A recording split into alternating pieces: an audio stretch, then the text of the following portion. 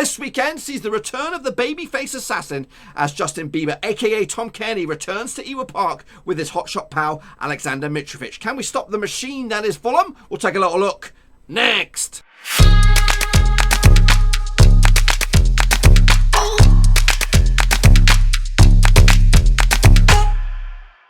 Right, folks, back once again with another match preview. This time looking forward to Blackburn Rovers up against Fulham and Ewood Park, and we'll get to that in just 1 second. If you're new to the channel, smash the old subscribe button to keep you bang up to date with all things Blackburn Rovers related, championship related, world football related. All here under Warowski. That's right, boys. We are at home, unbeaten in a wee while, up against Fulham now, who are trying to steamroll their way to the Premier League once again. So let's take a look, folks, at this match in a bit more detail. So here we are, boys and girls, at the glorious Ewood Park, the venue for this weekend's match against these boys, Fulham. That's right, taking place 8th of February with Scotty Parker still managing Fulham. I thought he would have been binned off by now. He had a wobbly early chunk to the season. I thought he was going to go because the fans, they want Premier League football, and to be honest with you, with the quality that they've got within the team, I think they should be up there. Last season they did finish 19th in the Premier League, and my danger man is of course Tom Cairney, returning to haunt us. I think he haunted us earlier in the season at Craven Cottage. Their record against Rovers is 92 matches. They did beat us earlier in the season, 29 wins, 25 draws, and 38 defeats for them. Last season last time out it was a 2-2 draw at Craven Cottage, and it was a 1-0 win for Fulham. They also beat us earlier in the season at Craven Cottage on the 10th of August. That's right, early win for them. So let's take a look at the injury record between the two sides here heading into this. This will sort of determine who comes into the starting lineup and who is out. So Rovers got a long old list with Lyons out, youngster. Charlie Morgan, obviously skipper, was on loan at Wigan, but now with the club, back in the club. Obviously he's got a bit of an injury. Joe Rothwell's also out for the next 4 weeks, as is Lewis Holtby, and as is Bradley Dack. So there's 3 of our creative midfielders out. Corey Evans also out with a major skull fracture. Greg Cunningham's gone back to Cardiff, and flipping Joe Grayson is also out, who's a youngster. As for Fulham, just a couple. Anthony Knockaert is out. He's a danger man, but he could maybe feature. Harrison Reed is also out, but I'm not too sure how much he's featuring for Fulham these days. And Lamarchand as well is also out. So these 3 guys are probably dubious and probably won't make the team. And I pretty much can guarantee all of these guys will not make the team as well. Let's take a look at the starting 11s. I've gone with a little bit of a weird one for me. We'll take a little look now. So we're going in with the same formation. Walton between sticks. Bell, Adebayo, Lennon and Nyambe make up the back 4. Travis and Bennett make up the holding midfielders. Obviously Downing would probably go there. You could also stick Johnson in there, but I'm going to stick Bennett in there to kind of his versatility and his passion and it'll be interesting if they both start, because who will get the captain's armband? Will it be Lenihan? Will it be Bennett? Probably would go to Bennett, if I'm honest with you. Downing, I'm moving him into the attacking midfield slot, sort of that number 10 role, because of his passion and his vision. He might not have the legs to do a Dack or a Rothwell or whatever, but it's just his sort of creativity, his vision, his experience. He might be able to pull some strings for Armstrong, Gallagher and Graham up top in a quite powerful goal threat ridden top 3. As for Fulham, though, they've also got quite a lot of goals in their team as well. So they go with a 4-3-3 with Rod up between 6. Brian, Odoi, Hector and Christie make up the back 4. Cairney, McDonald and Onoma make up a 3-man midfield. And then you have Cavallera on the left, Dakova Reed on the right, and Mitrovic down the middle, or something along those lines. But basically, you got to watch out for Mitrovic. So let's take a look at the stats now for you heading into this. Obviously, Dacarino is our main man with 10 goals to the season. Armstrong, though, 1 behind him with 9. Gallagher's got 4 and Downing's got 3. As for discipline, Lenihan picked up a yellow, I think, at the weekend. He's on 9 now. Bennett's got 6. Travis has got 6. Cunningham's got 4. And the red card's just the 1 for us, and that's Dack. And he won't be playing again this season. As for goals for Fulham, obviously, Mitrovic running away with it, 19 goals. Kenny's got 7. Cavalera's got 6. And Reeder's got 5. Down into discipline now. Mitrovic also leads the line with 8 yellows. Brian's got 6. McDonald's got 5. And John Hansen's got 4 as well. As for Reds, Arthur's got 1. Adoy's got 1. Ream's got 1. And Roddick has got 1 as well. 4 red cards for the season for Fulham. Moving forward into let's take a look at how Blackburn score their goals here. We've scored 27 through open play, 9 through set pieces, 4 from OGs and 3 penalties. As for our goals conceded, 24 through open play, 6 set pieces, 5 penalties. That's a pretty high number. 1 counter attack and 1 OG. As for our touches, well, overall, the majority of our attacking play is coming through the right-hand side. 39% of all attacking adventures have come down the right-hand side, 35% down the left.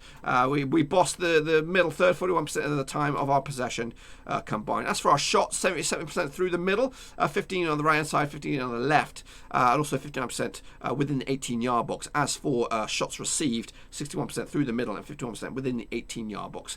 And our opposition this weekend, well, they scored their goals 36 through open play, 7 from set pieces, 2 penalties as well. Their goals conceded 22 through open play, 7 through set pieces, 2 counter-attacks and 1 penalty. Their touches have come through 39% through the left-hand side, 34 down the right, 26 down the middle. 43% of all their possession is in the middle third. As for their shots taken, 65% within the middle, 49% within the 18-yard box. And as for shots received, 65% within the middle as well, 55% within the 18-yard box. Let's take a look at the form heading into this now between the two sides. Obviously, Rovers come into this in an okay kind of form. In the league, anyway, unbeaten in 4. Heading into this, we drew with Middlesbrough away from home last time out. We did beat QPR at home, Sheffield Wednesday away, and drew with Preston back at Ewood Park as well. We did lose to Birmingham in the FA Cup back on the 4th of Jan. As for Fulham, they're heading into this 3 wins at the past 5 for them. They did beat Huddersfield last time out at their place. They did get spanked by Man City 4-0. They did draw away from home. Their last away game was a 0-0 draw at Charlton, and also beat Fulham and Hull City along the way. Let's take a look at the home and away form heading into this. Obviously, we talked about a couple of those in there. So Rovers come into this and at least 6 games unbeaten. It might even be more than that. It's probably like 10 or something like that. We did win last time out. 3 draws on the spin, picking up draws against Birmingham, Wigan in the league as well. And also beaten Derby and Brentford. As for Fulham, this is interesting. Just the 1 win away from home in the past 6. So that could be a blessing for Rovers fans heading into this. Let's look at the home form overall in the table. Rovers sit 12th in the table. Fulham actually 3rd. I think that's their home form. That's put them in a good spot. Rovers, though, 8 points out of the possible 18. Fulham picking up 13 points out of the possible 18. Derby and Bristol City are the form teams at the moment in the Championship. Luton, Sheffield Wednesday and Barnsley struggling. Let's look at the home form, though. Rovers are up there and beaten in at least 6 games. We took a look at that. Fulham, they're at 5th spot at the moment, 12 points out of possible 18, but that's the home form. We're not really bothered about that. We were concerned about their away form. And this is the away table coming at you right now. Fulham are in 11th spot. Like I said, just 1 win over the past 5, 2 wins of the past 6. If you want to open up the floodgates. The Rovers are 9th in the form table in that situation. Let's take a look at the next 5 games for both sides here. Obviously, Fulham this weekend, then Hull City at Ewood Park for Rovers. So back-to-back home games here. A chance for us to get some points on the board. Then it's Charlton, another possible winnable game. Difficult game, though, against Brentford the 22nd of Feb. We take on Stoke City on the 26th of Feb before ending up the month against Swansea. So realistically, you look at that and there's possibly, I say it quietly, but there's possibly, out of these games, these are 5, not the Fulham game, but there's possibly 4 wins there for Rovers to take the points. So it could be a strong month for Rovers. And I did look back quite recently at last season, the situation table. Around about February last year, we fell off the face of the earth, and we just failed to get enough points, and that's why we continue to struggle. We were 8th around about this time last season. We're 8th in the table. We're 10th now, so we're a couple of spots worse off. But I think if we can grind some results here at these next 5, you never know. As for Fulham, they take on Millwall on the 12th of Feb, after, of course, Rovers on the weekend. Then it's Barnsley at home. Derby County, all eyes will be on them on Friday, the 21st of Feb. They also take on Swansea 26th and also Preston North End the 29th. So they've actually got 3 really difficult games here. This also can be quite tricky with Millwall, but I expect them to beat Barnsley quite convincingly when that game comes around. Let's take a look at the last 6, though, between two sides in all competitions and all venues. Obviously, they beat us earlier in the season at Craven Cottage with 2-0 win. Kearney and Mitrovic on the score sheet. However, well, so there's not much of a however there. We did manage to pick up a 2-2 draw the last time we played them prior to earlier in the season in Craven Cottage, but this was the season Fulham got themselves promoted from the Championship. We did draw with them 2-2. Lucas Jow, Craig Conway, two players no longer with the club. Aluko and Sidiak, the goal scorers for Fulham. You're going to go back to 2016 for Rovers' last victory against Fulham. It was a 3-0 win with Ben Marshall, Shane Duffy and Danny Graham on the score sheet for Rovers. So overall, the record is 2 wins for Rovers, 3 wins for Fulham, 1 draw along the way. However, if you take a look at the games in Ewood Park, 4 wins for Rovers, 1 win for Fulham and 1 draw along the way. The 1 win for Fulham was last time out, was back in 2016. However, we did play them the 5 games prior to that, all going in Rovers' favour. Did Kearney score for us against them? No, he did not.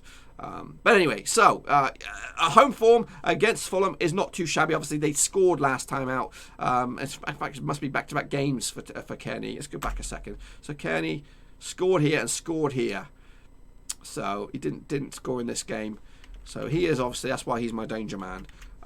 For this one. Take a look at the strengths and weaknesses for us in this one. Well, overall the season. Rovers' strengths: creating long shot opportunities, defending set pieces, and creating chances through using through balls. Also, one of our strengths is finishing scoring chances, which I don't think that's true. Avoiding offside is one of our weaknesses, and protecting the lead is still a major weakness of ours. Our style of play is playing out wide through the middle, non-aggressive, and rotating our first 11. As for Fulham, their strengths: attacking down the wings, creating chances using through balls, finishing scoring chances, protecting the lead, and defending set pieces as well. Their weaknesses: defending counter-attacks, defending against attacks down the wings, and stopping opponents from creating chances. Their style of play is possession football, short passes, long shots, attacking on the left, consistent first 11, and they also play the offside trap. The forecast says Rovers will stray offside very, very often. We'll have to see. Let's take a look at the division as a whole now. Some stats and figures for you. Possession-wise, Leeds now lead the way.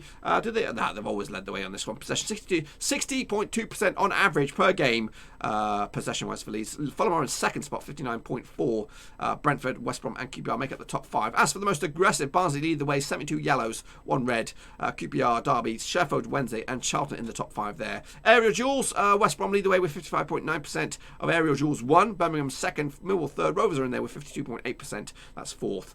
Above Brentford, who are 5th. Shots per game: Leeds lead the way, 16.6 shots on average per game. Brentford 2nd, Barnsley 3rd. Fulham 4th, 13.5 shots on average per game. And they also lead the way with pass accuracy, with 84.6% of all passes reaching their intended target. Leeds, West Brom, Brentford, and Swansea make up the top 5. Let's take a look at what's going on this weekend out in the Championship. Bristol City will take on Birmingham this Friday. All eyes will be on them. Wigan Athletic will take on Preston early kickoff on Saturday. Another early kickoff will see Barnsley against Sheffield Wednesday. Duking it out in a northeast affair. Brentford against Middlesbrough. That's a tough old boot. Middlesbrough on a good bit of form at home, so they probably will get spanked here by Brentford. Stoke against Charlton. Bit of a relegation affair. That one. Huddersfield against QPR. Lower mid-table affair. Swansea against Derby. 2 form teams duking it out. Reading against Hull. 2 teams on the wane there. Rovers against Fulham. That is the game of the weekend, though. It's at Ewart Park, so turn your clocks to that bad boy. Luton against Cardiff. Nottingham Forest against Leeds. That's also a very, very good one. Tight one as well. Millwall doing good as well. Up against West Brom on Sunday night or day, wherever you are in the world. This is what the table looks like at the moment. West Brom lead the way, 56 points on the board. Leeds are in second, 55. Fulham a win away from going into second spot. Obviously, goal difference could be a huge factor in that one. Forest are in 51 points, also 4 points adrift of second place Leeds. Brentford also not out of the woods. Neither are Bristol City. They're up there. Preston are in 7th. Don't know why I'm mentioning them particularly. Rovers are in 10th spot at the moment, a win away from going 7th. For them. That's what I'm talking about right there. Down the bottom is Luton, Barnsley, and Wigan going down. There still is a 2-point gap between Wigan and Stoke. So Stoke, Huddersfield, Charlton still in that relegation conversation for the time being anyway. Let's take a look at the top goal scorers at the moment. Mitrovic leads the way with 19 goals to his name. He's actually level with Watkins. Ben Rama must be flying up there now. He got himself a hat-trick, didn't he, on the weekend? Graben's got himself 16 goals. Bowen's got 16, obviously, now in the Premier League. Carlin Grant, 13 goals. Wells now with Bristol City.